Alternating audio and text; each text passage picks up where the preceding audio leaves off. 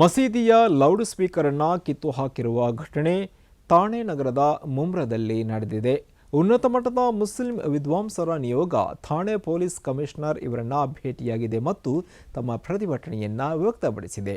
ಈ ಘಟನೆಯು ರಾಜಕೀಯ ಪ್ರೇರಿತ ಎಂದು ಅದು ದೂರಿದೆ. ಬಿಜೆಪಿ ನಾಯಕ ಕಿರಿತ್ ಸೋಮಯ್ಯ ಇವರ ಕರೆಯ ಹಿನ್ನೆಲೆಯಲ್ಲಿ ಈ ಲೌಡ್ ಸ್ಪೀಕರ್ ಅನ್ನು ಕಿತ್ತು ಹಾಕಲಾಗಿದೆ ಎಂದು ಈ ನಿಯೋಗ ಆಕ್ಷೇಪ ವ್ಯಕ್ತಪಡಿಸಿದೆ.